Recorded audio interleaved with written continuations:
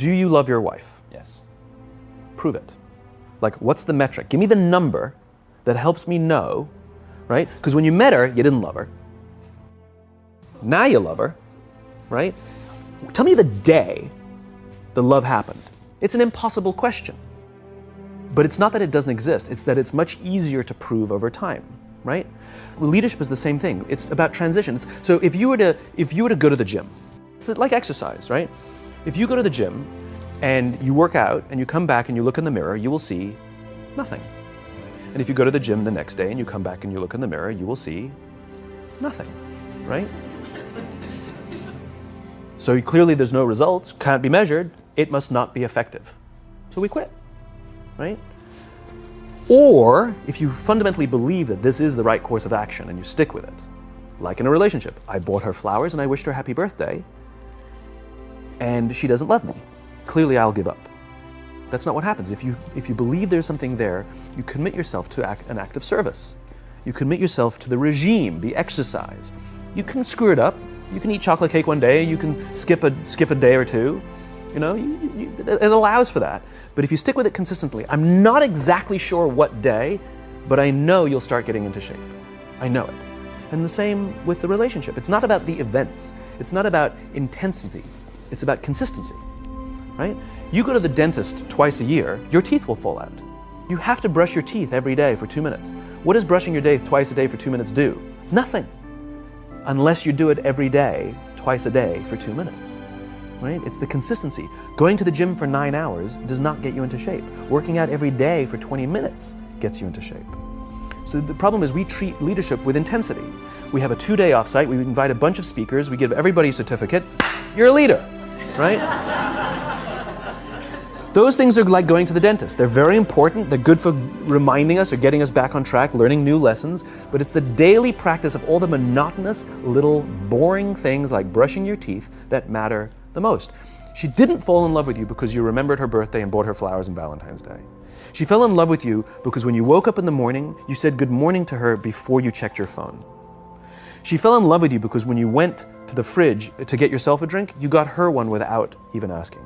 She fell in love with you because when you had an amazing day at work and she came home and she had a terrible day at work, you didn't say, yeah, but let me tell you about my day. You sat and listened to her awful day and you didn't say a thing about your amazing day. This is why she fell in love with you.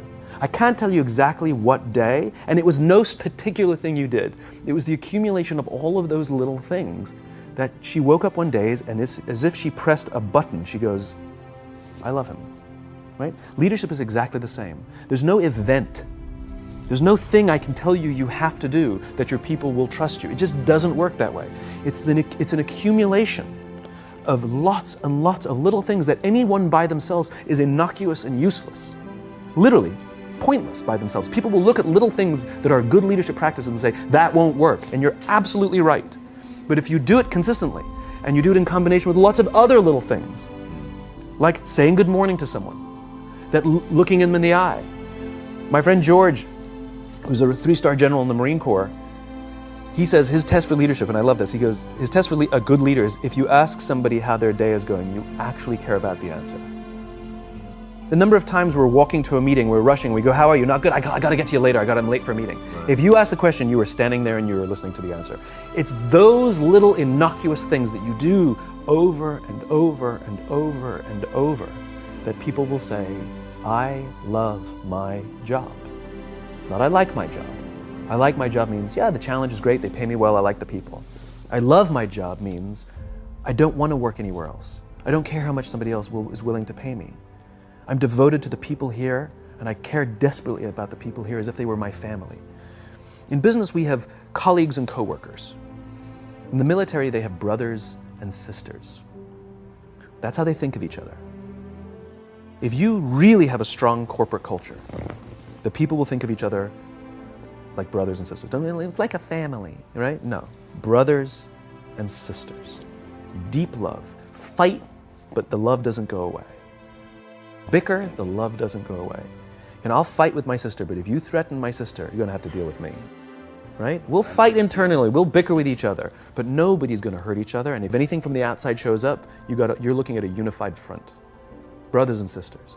Now, how do you create brothers and sisters out of strangers? Common beliefs, common values, parents, in other words, executives who care about their children's success, who care to raise their children, teach them skills, discipline them when necessary, help them build their self-confidence so that they can go on and achieve something more than you could have ever imagined achieving for yourself. That's leadership.